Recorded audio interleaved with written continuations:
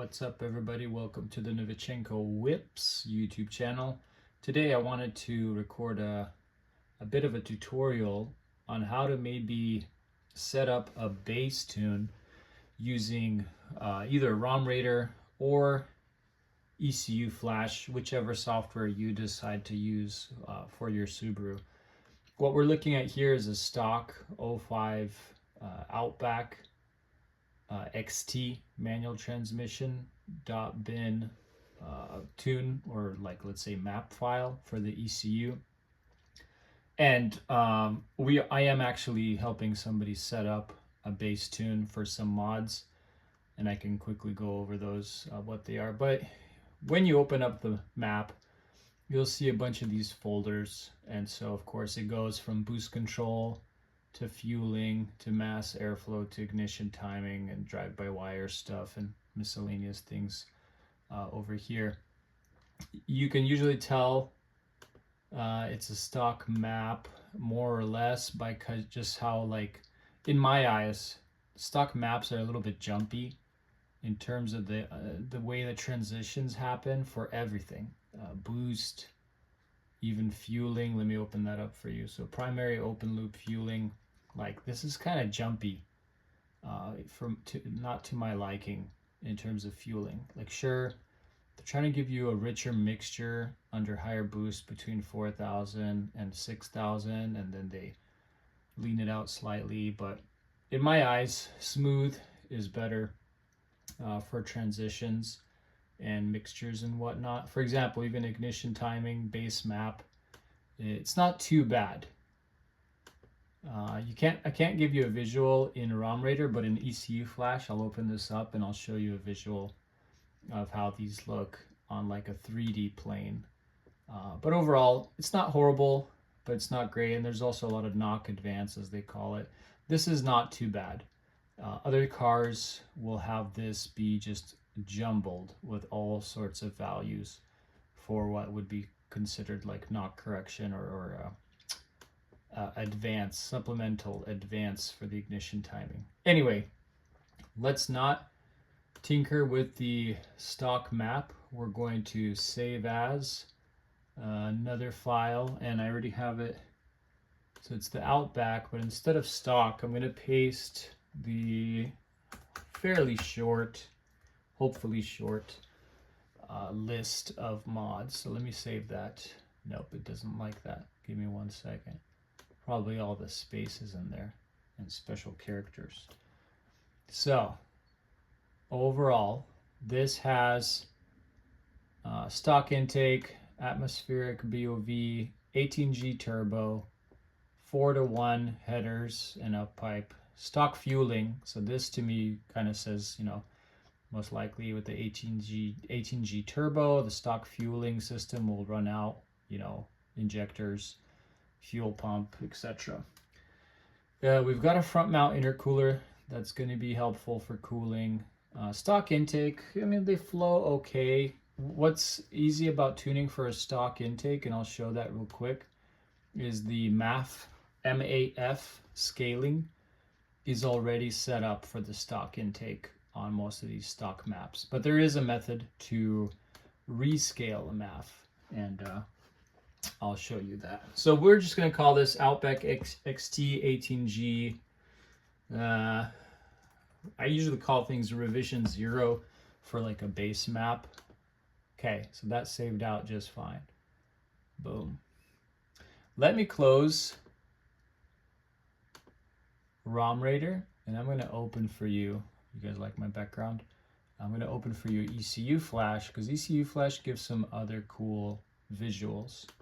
So I'm going to open the same map. You can see it's presented a little bit differently in the way it's most of the folders are opened automatically. It gives you some more info on the map. So manual transmission, it says 06, but that doesn't mean the car was an 06. So target boost off from the beginning. So it kind of goes, it looks for its max boost at 2400 RPM. It's a little bit jumpy. So even if I want to keep at first this like 13.5 PSI boost, I'll keep it, but I won't have it come on as soon. I'll have it come on by like 3600, at least the request for it.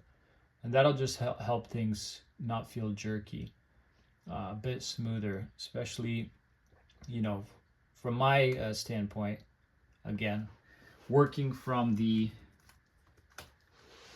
mindset that smooth is fast. So yes, it's good to taper off boost a bit as you go towards red line. And let me give you a visual just in general of what this looks like in 3D right now. So kind of spikes as you see. So for example, you're at 1000 RPM or 2000, and boom, just shoots up, and then it kind of tapers all funky. So you'll see what I'm gonna end this at. So even if I do a horizontal interpolation, you'll see a lot of stuff smooths out. I can also smooth out in the vertical direction for till 3600. So you can see now I've got a much smoother graph. The car should feel much better drivability wise. And again, this is just boost request. I'm going to save this. We're going to move on because the other important thing with boost, of course, is a wastegate duty cycle. And so similarly, you could see it's like requesting 90% in the low RPMs, and then it really tapers towards redline 33. It stays really high no matter how much throttle you give it, like from 47 to 47. Very interesting. Again, maybe this worked fine for a stock map and a stock turbo, but to me this 3D graph looks quite off. Similarly, we have a 3-port boost controller. So let's say if a 2-port, previously you needed to give it something like this high number of 90, or you know, whatever, it tapers down to 50. We're going to cut that number in half for the base map because the 3-port is a lot more, I don't know what you want to call it, sensitive, a lot more efficient at generating boost on your turbo. And so I'm really going to, again, this being a base map, some people will zero these tables out altogether just to get an idea and to figure out what the turbo is doing or how it's going to be behaving, so to speak. But I have a pretty general good idea. Usually 3-port boost controller, 13 PSI, you might be at like 20 to 30% wastegate duty cycle. I know most cars, when you're going into that 17 to 18 PSI range, you're going to be at the 40 to 50% total. But you know, we're going to start conservative because it's always better to be safe. So I'll put it at 30. And so as you saw, I'm working some of my interpolation stuff here. So very useful to interpolate stuff because you do not want to be entering numbers manually constantly. So horizontal, vertical interpolation is your friend. Give me 1 second. Now I need to do more vertical because we have the spike. And so now you can see it's much smoother transitions from on the left hand side where you're at like very low throttle input from around 10% to a maximum of 30. So this is okay, like for very initial tuning setup. Might even be a little aggressive. Again, it all depends on the setup. I've seen various things. Depends on how stiff your wastegate spring is as well. Some people have very stiff springs. Then you just have to drastically lower the wastegate duty cycle. It might actually be smart to do that here, just so when as you're figuring out timing and fueling, that you're not causing and inducing any feedback knock or detonation in the engine that's unnecessary, because it's, you know, it's kind of like a scientific approach, if you want to call it. You know, you make changes, you log, you observe, and you go on from there. So that's the initial wastegate. Interesting that this car has both an A and a B for initial wastegate. So I paste the same numbers. Some cars, they try to differentiate it for like manual and automatic transmissions. I don't know what AB stands for here. And then you've got the maximum, the max wastegate. So we're, of course, quick way to set that up is you paste the same numbers, but then you can hit Command star or asterisk in ECUFlash, and I can multiply it by 1.05, which is just adding another 5% on top. Again, we're not going for mega boost right now. We're just going to dial in this car like slowly, and this is going to be the first bass tune, so to speak. Max wastegate duty alternate RPM. I don't know what that means exactly, but I'm going to cut it in half. Again, I don't do many Subaru Outbacks, so this is kind of cool. The map looks somewhat different. There's a lot of very, very familiar things, but some things look different. I also like to raise the boost limit fuel cut a bit because from factory, again, the fuel cut is pretty low, probably like 13 pounds. And so we want to raise that. You'll see here the number at 14.7, so that's probably sea level. Yeah, sea level 14.7 for the atmospheric pressure. It says 35, but you have to subtract 14.7 from 35. And let me do that for you. Okay. Calculator. 35 minus 14.7. 20 pounds a boost. I think that's a healthy ceiling overall. 20 pounds in terms of relative pressure. And so that equals 35 in absolute pressure. I'm just going to go really quickly. So maximum is like if the ECU keeps doing a lot of correction, it'll keep growing if you're under boosting.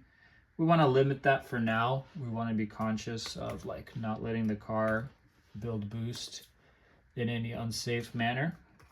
Again, with revisions and as we get data from the car and driving, we'll be able to build those numbers up. Always better to be a little bit on the safe side, especially with a car that you've probably built and poured a lot of work and effort into, and money oftentimes, right? So all of that's good. Another thing I want to call out with 3-port boost controllers is this turbo dynamics. The factory controller, right, because it's not as sensitive, they really changed the wastegate duty correlation or correction drastically. So if you have a boost error of like 2.9, both in the negative and the positive, they're going to like spike it by 9% or negative 5%. So I like to follow a more smooth transition, especially with a 3-port. And so I'll go from negative 5 to negative 3 and from 9 to 3. Pretty much what this does is it really lessens the fluctuation that you might feel when a car has a tendency to overboost and then underboost. You'll sometimes feel almost like a sine wave up and down for the power. So it comes on and drops off and comes on and drops off. It's not really pleasant to drive the car that way. Presumably, when you get a good tune,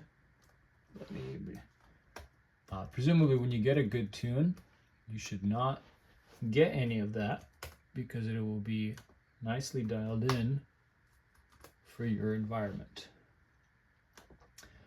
And hopefully I'm making sense with everything that I'm saying in terms of the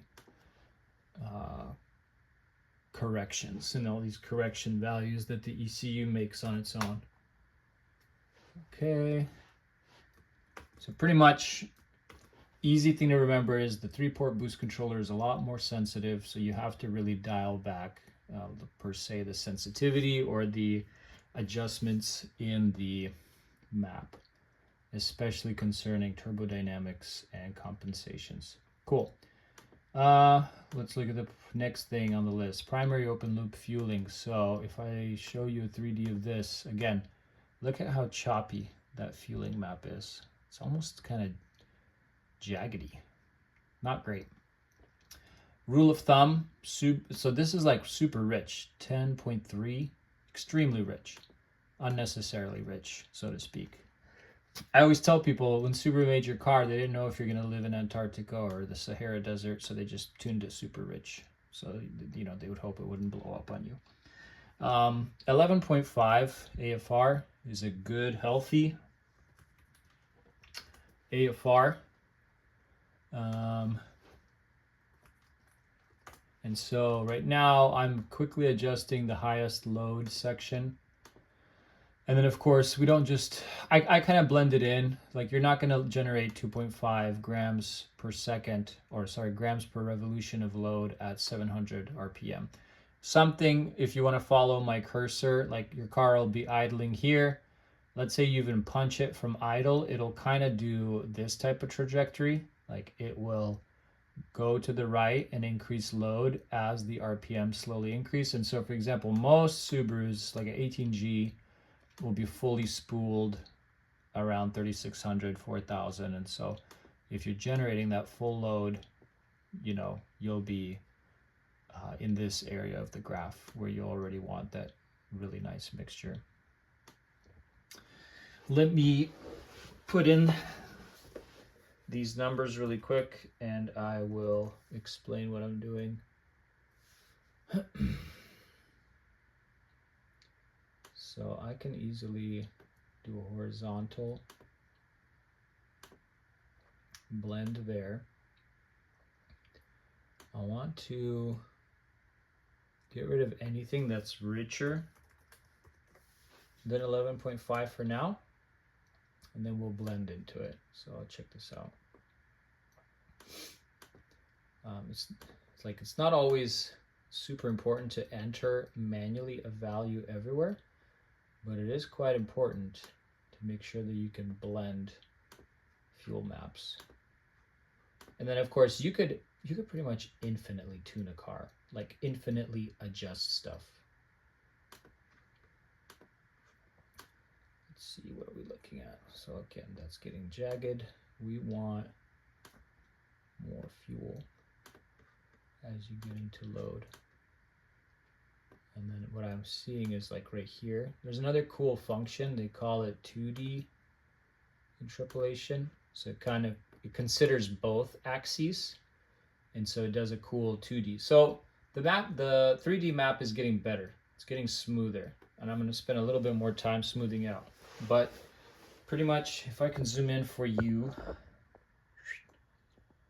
on the left-hand side right here, RPMs, low RPM, high RPM, low engine load, high engine load, or you could say boost. So as you build boost and build load, you should be increasing or richening your fuel mixture. That's what it is. Again, 14.7 is optimal.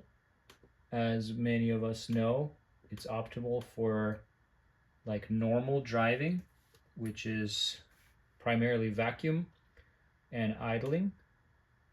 And then so as you build load, the Subarus like to have a little bit more fuel. I am around other tuner cars that don't need as much fuel as they go up in load and stuff.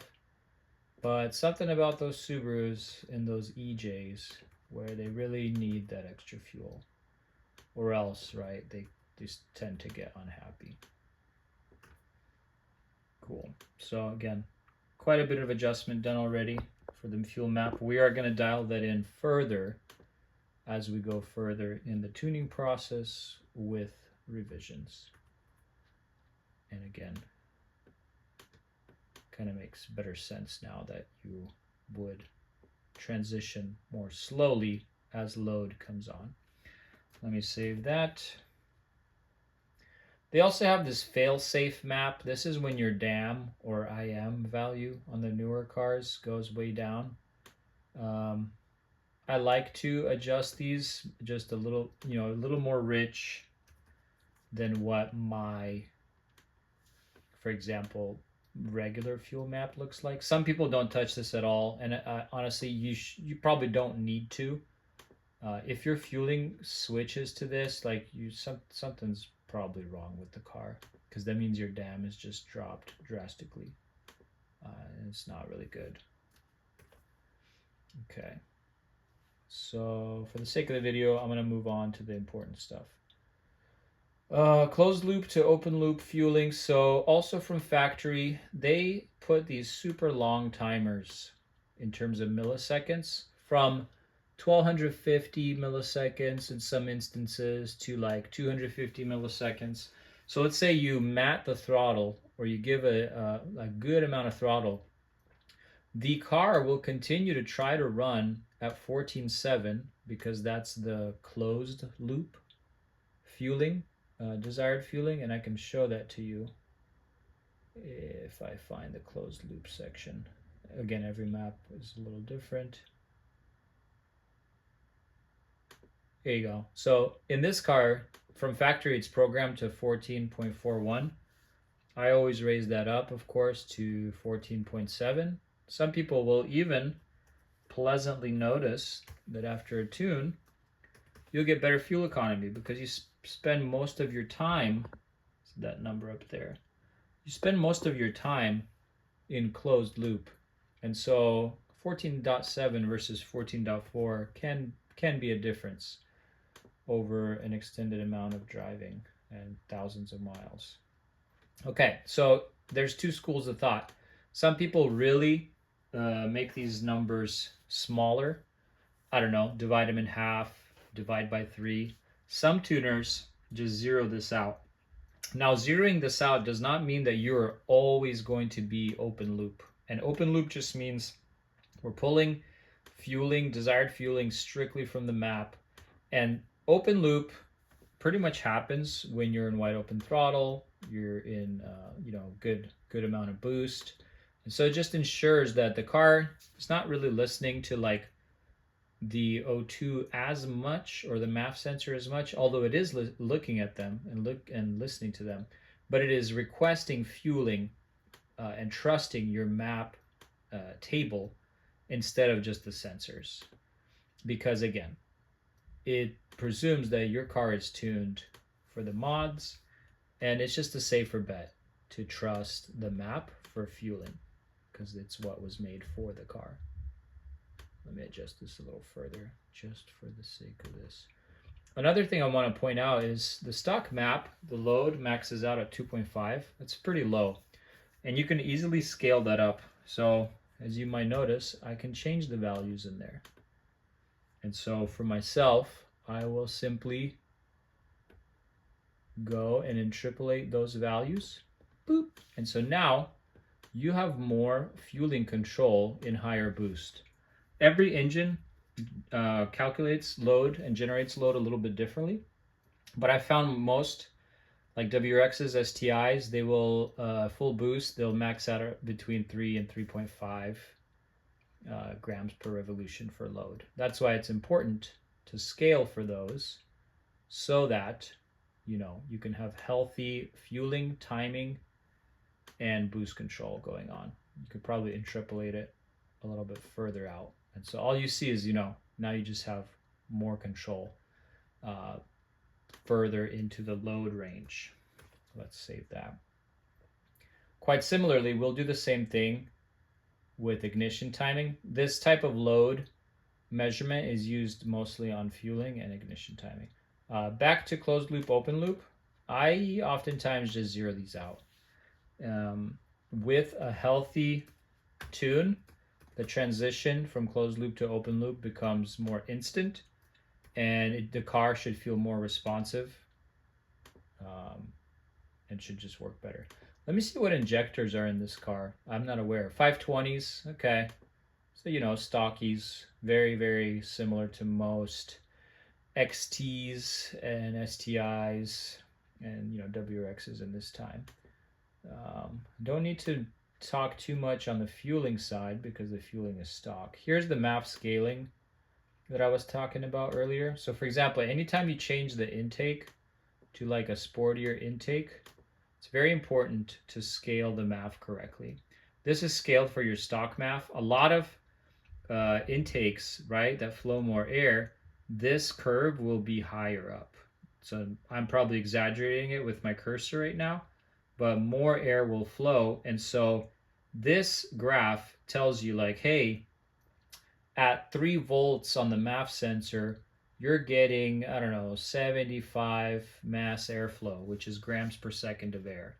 And so this gets plugged into a calculation that references your fuel table and says, hey, you need exactly this amount of fuel to hit the desired, 12.5, 12, 11.5 AFR. So good point of thought, like the car runs very heavily off of this MAF scaling. But again, if you have a stock intake, you don't have to mess with it for now. If you change the intake, that's a different story. And I have a video already posted for MAF scaling and how that works. Okay, let's visit ignition timing. Same thing. You'll see there's a scaling for the engine load up to 2.5. Let's just off the bat change that to 3. And then we're going to interpolate the spacing. And what I'm doing is you can see right here, you see that huge gap. I want to interpolate because we want the spacing and the grid and kind of the coverage to be equal. There we go. And so this stock ignition timing map is not horrendous, but it can be better. It can be much smoother. So for example, again, I've learned that Subarus under like a good healthy 15 plus PSI should handle a 15 or more degrees of ignition timing. And so you'll say, hey, why is it hang around like 8, and then at around 4,000 it jumps up to a 13, and then it climbs, and then there's a point where it like jumps from 21 towards redline to 28 at around 6,400.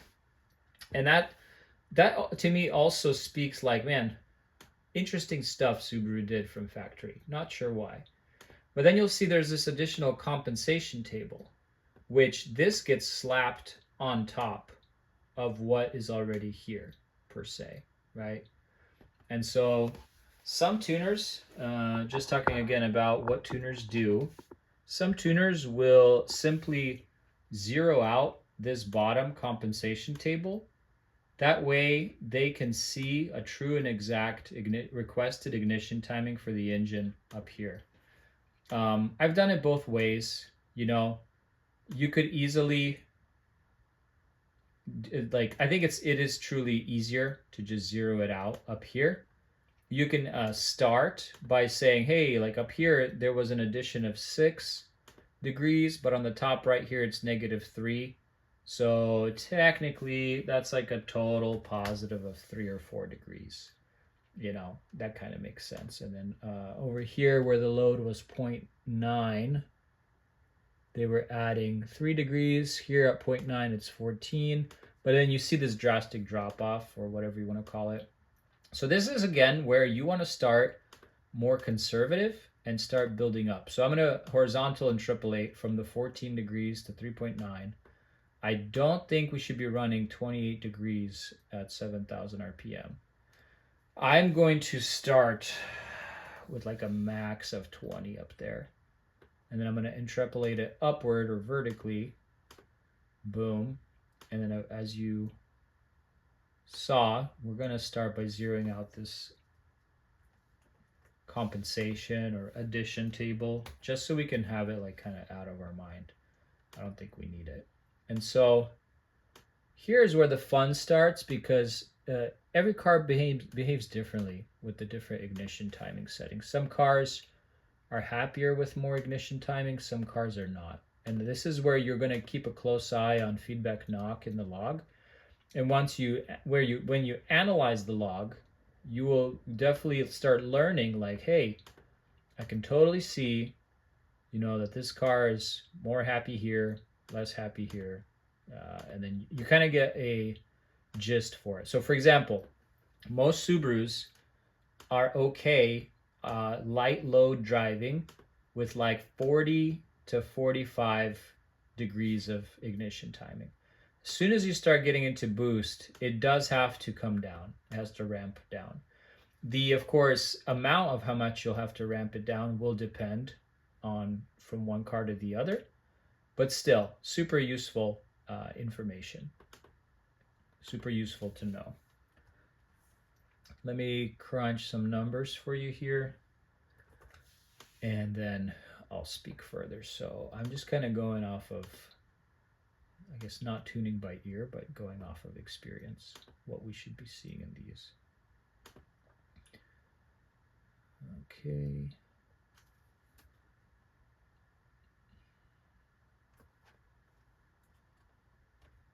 Let me give it, actually, you gotta give it a little more timing. You don't want to undershoot it as well. That's where, I guess, some good experience comes in handy. Because sometimes the car will just feel sluggish if you don't give it enough ignition timing, and you don't want that. Sure, people say compensate it with boost, but you want a healthy mix of timing and boost in the car. Some cars will make better power with less boost, but more timing. So it's not always all about boost, although I think like boost gets all the credit. Everyone just loves boost. Okay. Again, smoothed out a bit. There's a lot of cool 2D interpolation you can do as well. Boom. And we could try to smooth out some of these sections of the map.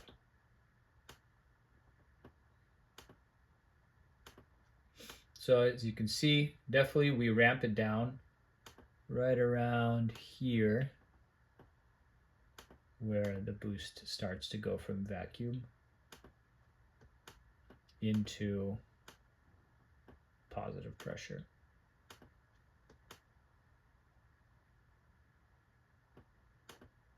Okay, might give it a little more.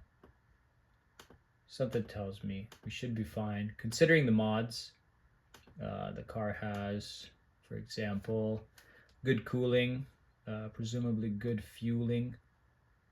She should be okay to handle some of this.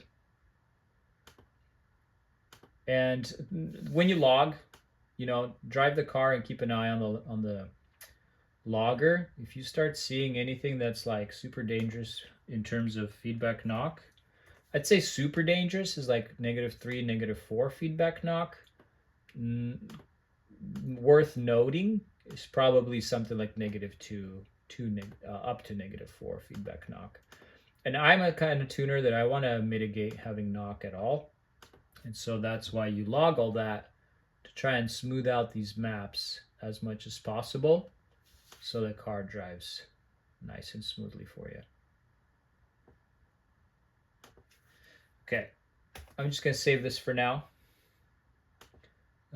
Most of the maps are self-explanatory, right? Like timing during idle and whatnot. Just wanted to clean that up a little bit.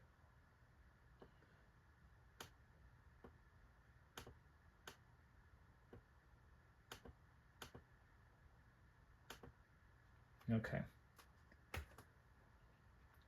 And I think we are near done.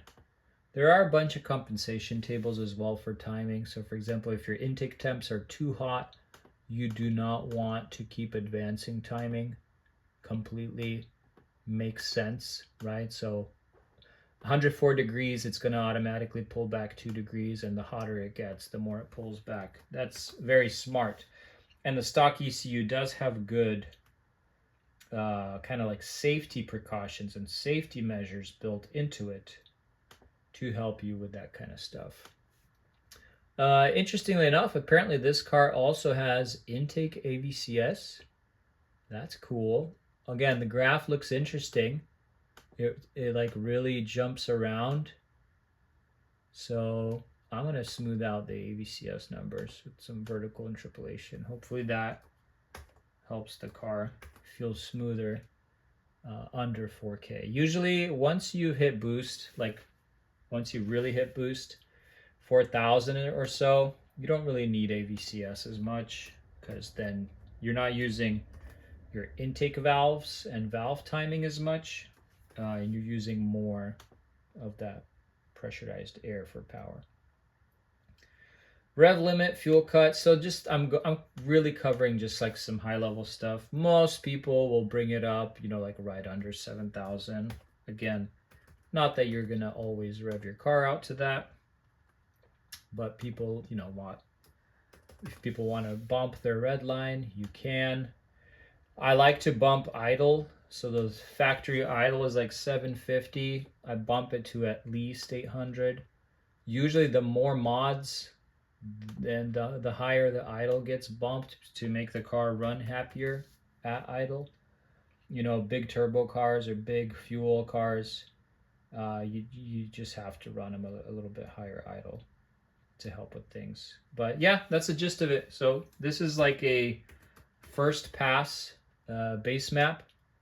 Could totally flash this on a car and go for easy drive at first. Make sure that it's happy with all those numbers and whatnot, and then you would kind of go from there in terms of figuring out what adjustments need to be made. Thank you for tuning in. I will post a part 2 once we get some logs for this car and this map, and we'll revise.